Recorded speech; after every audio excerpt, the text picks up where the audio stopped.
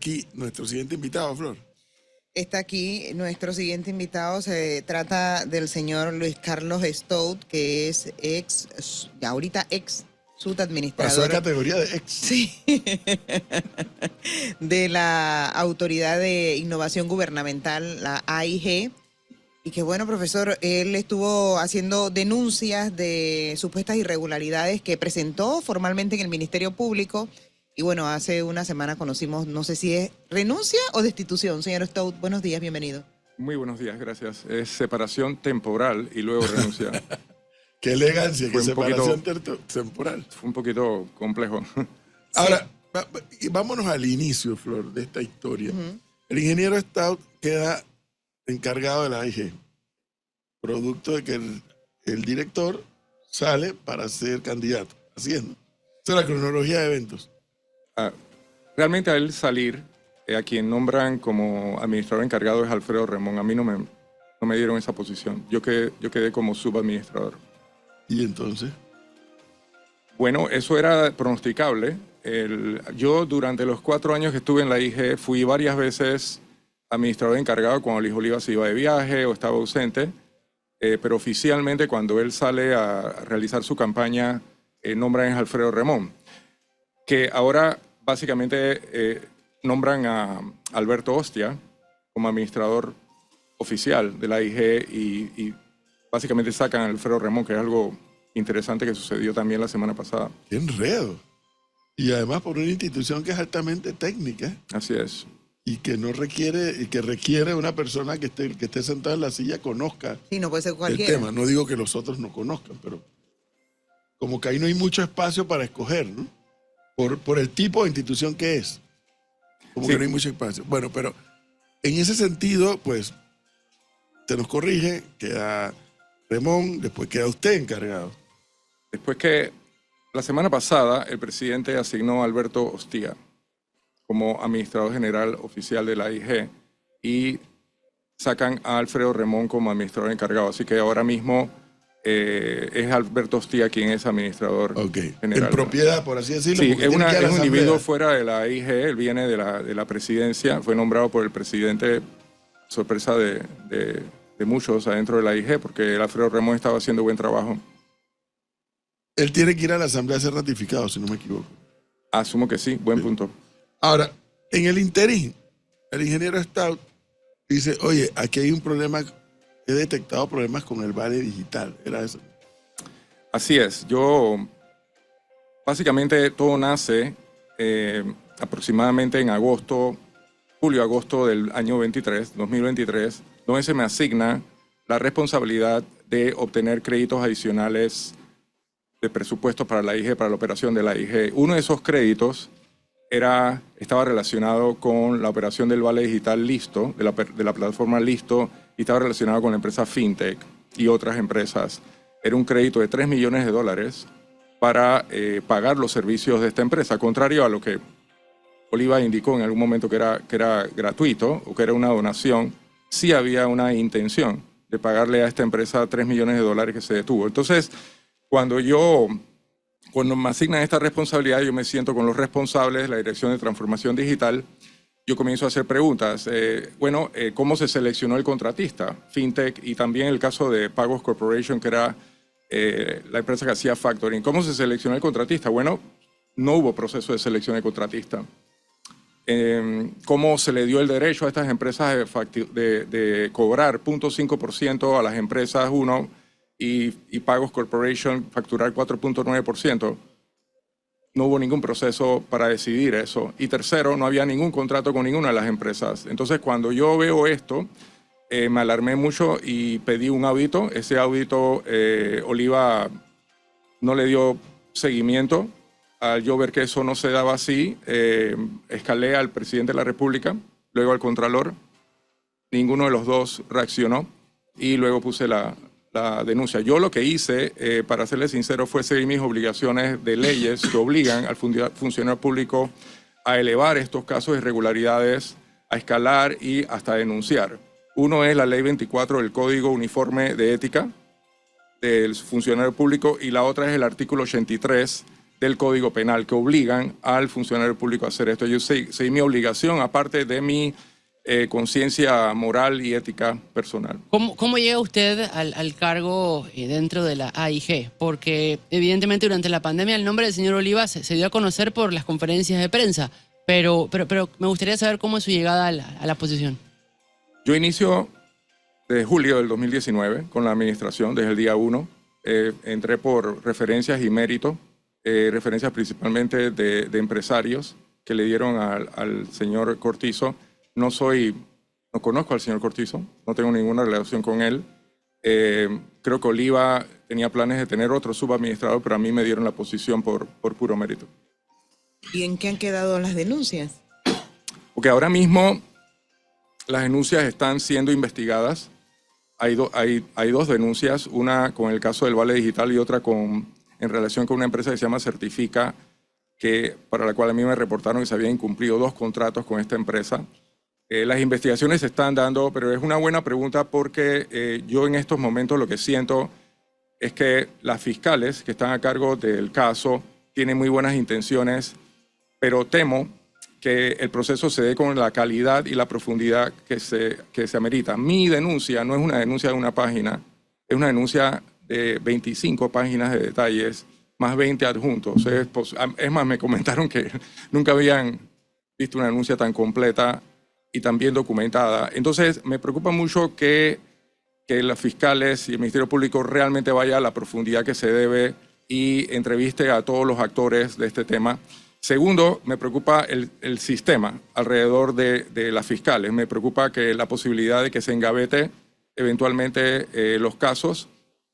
Me preocupa también que si esto pasa, si el Ministerio Público pide a la Contraloría un audito, que la Contraloría se niegue a hacerlo, porque la última ley que está aprobada le da poderes adicionales a la Contraloría de negarse a hacer auditos, inclusive si el Ministerio Público se lo pide. Esto fue denunciado por la Fundación para el Desarrollo de la Libertad Ciudadana por inconstitucional.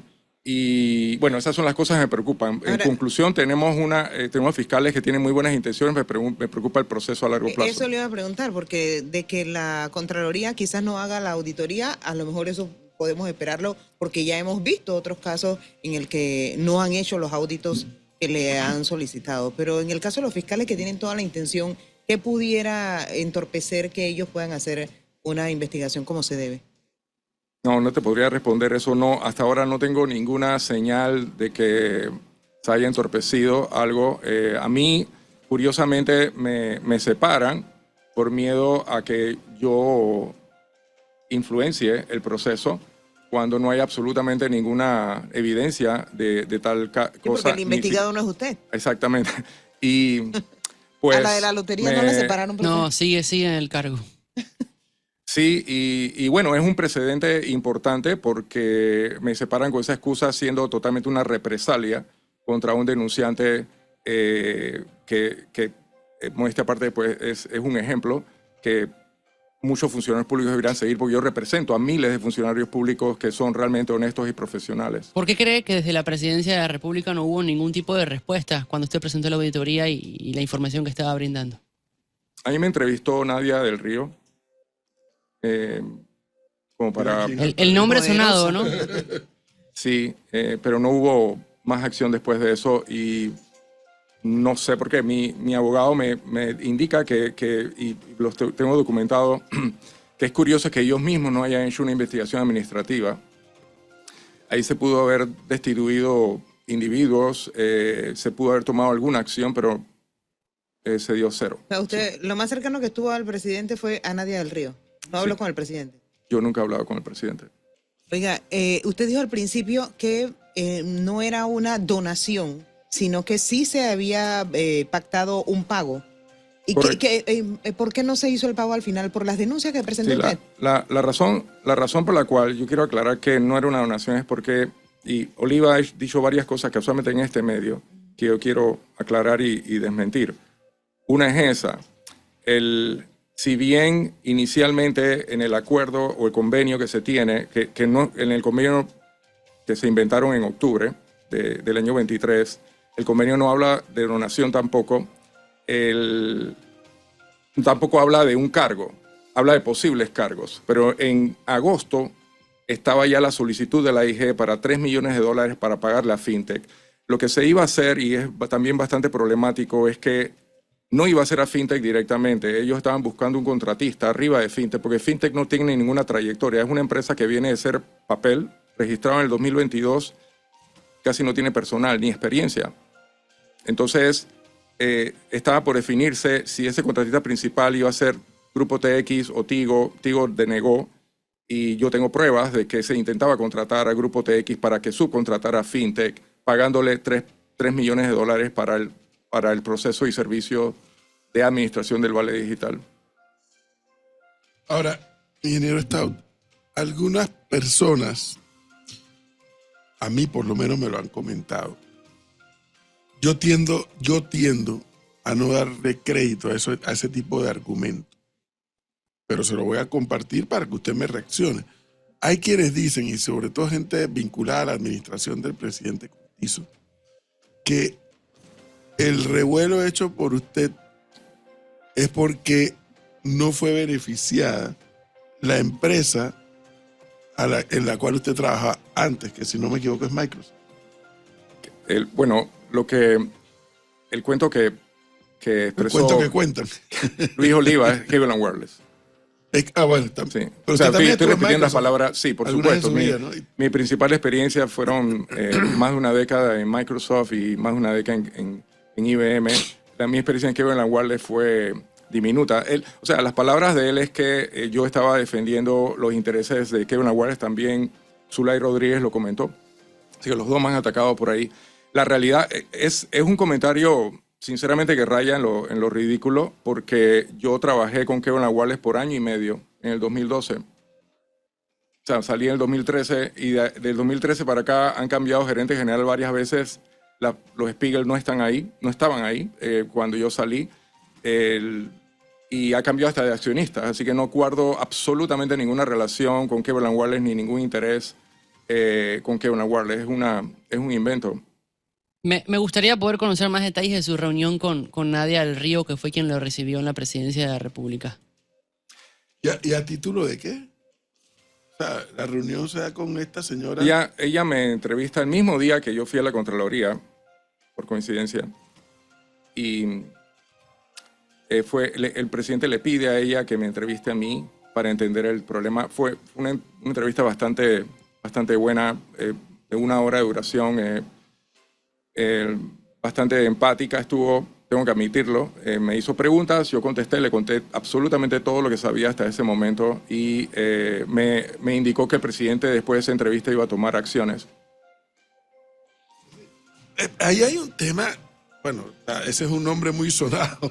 Parece que es una persona que tiene que el presidente le tiene, a la que el presidente le tiene mucha confianza, pero si el presidente Cortizo quería tener más elementos de lo que usted está denunciando, no sé, mi impresión es que tenía que haberlo llamado usted él directamente.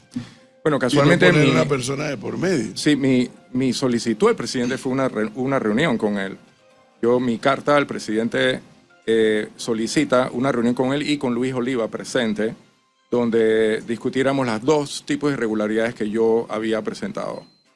O sea, aquí, esta es una situación bien importante porque yo no fui corriendo a poner una denuncia inmediatamente.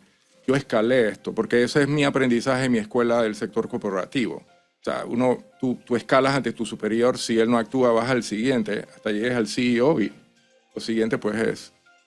Ahora, al final de la historia, ingeniero Stout, bueno, si se reunió con fulano, mengano, perencejo, eso pasa a ser anecdótico tal vez. Aquí tal vez lo importante es una denuncia que por lo que yo vi, seria, que usted hace, preocupante para cualquiera de nosotros que nos consideramos ciudadanos responsables y preocupados por dónde va el país, y que estos temas de corrupción o de malos manejos pues no hacen otra cosa que ser un desagrado y un disgusto para el ciudadano. Y con el ánimo de que además la justicia funcione, porque lo otro importante aquí no es que porque el ingeniero Stout dijo que hay corrupción, ya hay corrupción. Bueno, para eso están las investigaciones, ¿no? Que se determine claro, cuán cierto es o cuán falso es lo que lo que denuncia el ingeniero Stout. Listo. Déjame aportar algo importante Sí. antes que, porque creo que ustedes y sus oyentes pueden apreciar esto. Hablemos 5 minutos de corrupción. Yo estuve hace 2 semanas en una presentación de la Fundación para el Desarrollo de la Libertad Ciudadana, donde presentaron las conclusiones del índice de percepción de corrupción del sector público a nivel internacional. No sé si están familiarizados con eso. Sí. Sí. Bueno, Panamá sale de país número 108 de 180 naciones, rankeados entre la menos corrupta a la más corrupta. O sea, nuestro sector público es de los sector públicos más corruptos en el mundo. Entonces, parte de las razones por las cuales se nos califica así es porque no existe una ley para protección de denunciantes. Esto es extremadamente importante. Todo país que tiene algún tipo de estrategia mitad decente para combatir la corrupción tiene algún tipo de protección para denunciantes. Aquí en Panamá existe el proyecto de ley del diputado Silva, que no ha sido respaldado por el gobierno y no se ha procedido con él. Es importantísimo que ese proyecto de ley se convierta en ley. Entonces, ¿qué pasa con mi caso? Mi caso es un ejemplo de por qué se necesita, porque no solamente en Panamá no existe una ley que proteja a los denunciantes, especialmente whistleblowers, que más bien son de adentro, sino que ahora se me separa como una represalia injusta y poco creativa para ir en contra del proceso de mejorar la situación de corrupción del país. Es decir, que estamos yendo en la vía contraria en lugar de progresar. Señor Stout, usted recién mencionó sobre la empresa FinTech y habló que no contaba con personal y que era una empresa nueva. Pero me pregunta un oyente aquí, ¿FinTech brindó el servicio de forma eficiente o nunca llegó a brindarlo? Según lo que pude investigar. Yo creo que ese es un detalle que los investigadores debieran realizar, porque lo que yo vi es que el personal de AIG desarrolló Listo. Listo está registrado en el MISI como propiedad de la AIG. Entonces, FinTech, la respuesta a eso podría ser que FinTech casi no hizo nada. Quizás hayan desarrollado un pedazo de la plataforma, un servicio adicional, pero lo que hicieron fue aprovechar el activo del Estado, el software del Estado ya desarrollado y registrado en el MISI para lucrar. Entonces, fue un invento. ¿Un invento para qué? ¿Para favorecer a la empresa? Sí, bueno, lo que pasa es que hay que seguir investigando eso. ¿Quién estaba detrás de la empresa? ¿Quién creó la empresa? La empresa y quién estaba detrás de la creación de eso. La empresa fue en el año 2023, el agente residente es Panama Legal Group, donde está Yanis Becerra, que es consultora asignada por Luis Oliva. Entonces, pueden seguir haciendo preguntas. ¿Por qué ella? ¿Por qué ese conflicto de interés? ¿Cómo es que termina la consultora que Luis Oliva tenía en la IG registrando a FinTech? ¿Cómo era la relación entre usted y el ingeniero Luis Oliva antes de que él se candidatizara a diputado? Bueno, al inicio... La relación laboral. Sí, nuestra relación era un poquito fría porque él no estaba muy contento con la designación mía como subadministrador. Pero curiosamente, yo le fui demostrando que podía dar resultados en mis asignaciones. Él me dio asignaciones bien verticales, bien específicas, particularmente en el tema de tramitología del Estado, que eran proyectos muy complejos como el proyecto de la plataforma logística del Estado, el proyecto de modernización de registros de medicina, alimentos, y le lograba resultados. O sea, todos esos proyectos están andando positivamente y él estaba contento con mi trabajo y lo decía públicamente. ¿Cómo llegó usted a la AIG? No sé si lo dijo. Por ¿Recomendado por mérito, alguien? sí, lo que pasa es que en el mundo empresarial, a mí me conocen mucha gente y obviamente hubieron referencias mías de políticas y de empresarios y de todo tipo y el señor presidente decidió darme la oportunidad a mí. Al final, claro que es un desagrado porque el tema del vale digital fue una creación, eso fue una creación durante la pandemia, ¿no? Sí. Una creación durante la pandemia que tenía que haber contribuido a paliarle la situación a una cantidad enorme de panameños y panameñas que pues habían quedado de alguna manera desamparados laboralmente y que el vale digital pasaba a ser, como dije hace un momento, un paliativo. ¿Usted sabe qué es lo penoso de esto?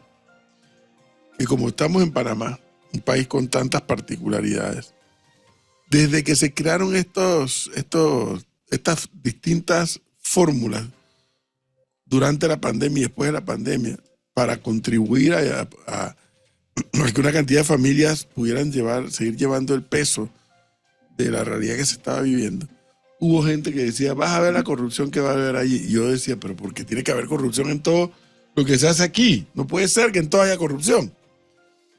Y lo lamentable es que, bueno, pasa el tiempo y ahora nos estamos enterando por denuncia suya, pues que hubo una situación de, yo no sé si llamarle corrupción, mal manejo, Un posible delito contra la administración pública. posible delito contra mí. Así, y eso es lo que tiene que definir. Yo no estoy aquí para denunciar delitos, sino básicamente irregularidades.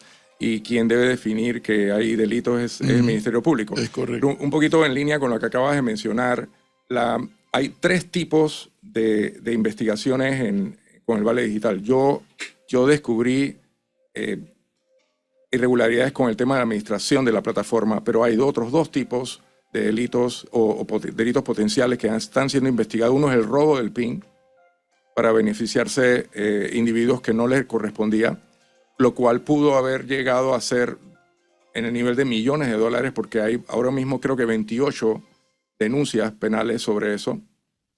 Y el otro delito es el uso político del beneficio del Vale Digital, que también ahí hay una denuncia, creo que con el fiscal electoral sobre ese tema. Así que hay 3 tipos de irregularidades alrededor del Vale Digital.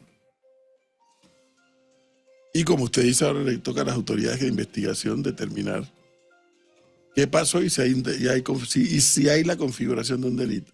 Así es. Y luego de eso encontrar a los responsables. Así es. Y bueno, nuevamente, es mi expectativa que una de las razones por la cual esta interacción es importante es porque la opinión pública y el rol de los medios va a ser crucial en que se haga un buen trabajo.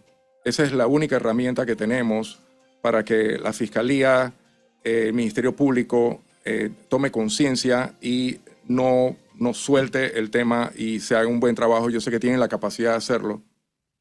Oiga, aquí me dicen oyentes, señor Stout, que sobre el agente residente, lo que usted está mencionando es falso, porque dice que sí se puede verificar en el registro público. Sí, y en el año 2023, quien toma la empresa FinTech es Panama Legal Group. Yo también lo verifiqué, es correcto. Y entonces, ¿qué es lo falso? Entendí. Entonces, yo hice, es verdad lo que él dice, se puede investigar, pero la investigación indica el tracing que hay de agentes residentes en ambas empresas, en FinTech y en Pagos Corporation. Hay un individuo que se llama Paola Quijano, que se involucra inicialmente en ambas, y las 2 pasan a manos de José Manuel Tejada, o Manuel José Tejada, creo, de Panama Legal Group, que es donde está Yanis Becerra. Ahora, si ellos hicieron un cambio hace un mes y pusieron otro agente residente, puede ser. No me consta, porque eso se puede hacer con la frecuencia que uno desee, pero en un momento dado estuvo Panama Legal Group representando un conflicto de interés en el proceso. Oiga, aquí ha estado el ingeniero Luis Oliva atento a lo que está conversando con nosotros en cabina en este momento y me dice, siempre dijo que a él lo recomendó Stanley Mota a través de Gaspar Tarté, que era vicepresidente de una de las empresas del Grupo Mota en ese momento y que tienen negocios relacionados a lo que está denunciando. Me recomendó Stanley Mota, me recomendó Gaspar Tarté, me recomendó Samuel Luis, me recomendó René Van Horde, me recomendaron mucha gente. ¿Qué le puedo decir? Pero espérese. O sea, no entiendo el misil, porque que Stanley Mota te recomiende te No descalifica. sé, le está No, pero lo que pasa, yo le voy a explicar por dónde él va, porque hay otros temas que él ha aducido. Uno es el tema de política que quisiera dejar claro, pero el tema de los grupos económicos, él y mucha gente en este gobierno utiliza este tema reflejando un complejo increíble contra los empresarios, contra la economía del país. Entonces, como que ahora una relación con un empresario es una conspiración. Sí, por eso. Entonces, entonces tienen este complejo que también a veces es hasta racista, ¿verdad? Porque yo lo he escuchado a él hablar en forma racista en contra de los blancos en presentaciones en AIG y en contra de grupos económicos. Suena ser una conducta izquierdista, pero al máximo, lo cual eso no va con nuestro país. Otro tema que ha dicho es que hay influencia política. Cuando lo ha dicho de una manera cautelosa porque él, por supuesto que no puede ser específico. ¿Qué influencia política yo tengo? Ninguna, absolutamente ninguna. Yo no he pertenecido a ningún partido político nunca. Es más, las personas que me conocen me consideran agnóstico, aburridamente agnóstico, porque no tengo ninguna relación, ni comunicación, ni relación estrecha con ningún partido político. Y Luis Oliva lo sabe. Así que también por ese lado no hubo tampoco influencia política, ni influencia económica, ni influencia de ningún grupo económico poderoso del mundo y conspiracional. Esto sí me llamó la atención. Pero ¿Qué bueno. cosa? ¿Lo de No, Jota? sí. Sí, porque es que cuando un presidente gana, Flor, sí es verdad que recibe muchas recomendaciones. Oye, te recomiendo que para Claro. tal cargo, fulano de tal o fulana de tal, que no sé qué. Al final el presidente es el que decide. Pero el que te haya recomendado X, Y o Z, hombre, salvo que sea un delincuente, o salvo que sea un narcotraficante, o que sea que, oye, cuidado, porque mira quién fue el que lo recomendó, quién sabe para qué. Lo otro no debiera ser un tema de descalificación. Bueno, yo hice la pregunta porque el ingeniero No, Oliva el nos está misil- escuchando no, sí. y, Y el y me misil- pidió que... El que le misil preguntara. llegó y el misil se lo devolvieron. Y el misil se lo devolvieron. Pero bueno, está bien. Vamos a... Como dice el ingeniero Stott, aquí lo que se impone es entonces esperar qué dice la investigación que haga el Ministerio Público sobre la denuncia que es. está puesta. Así es, y yo creo que el precedente importante de lo que está pasando aquí es que es la primera vez que un funcionario público en su cargo, a mi nivel, presenta denuncias de este tipo. Eso fue algo que yo hice, no solamente obedeciendo mis valores y principios, sino que consciente de los riesgos que iba a tener. Y esos riesgos se hicieron realidad. Pero creo que esto es un ejemplo que deben seguir los funcionarios públicos hacia el futuro. Es un caso que demuestra que la ley de protección de denunciantes debe revisarse, debe hacerse una realidad y denunciar desde adentro es importante. Denunciar desde adentro es bien importante. Se requiere en el sector público crear pensamiento crítico, que los funcionarios públicos puedan criticar, recomendar, tener opiniones diversas que hoy en día no se permite fácilmente. Sí, esta historia de que los gobiernos son de los partidos que ganan tiene que ser superada. Pero en fin. Ingeniero Stott, muchas gracias. Muy amable. Gracias a ustedes y gracias al público. Gracias.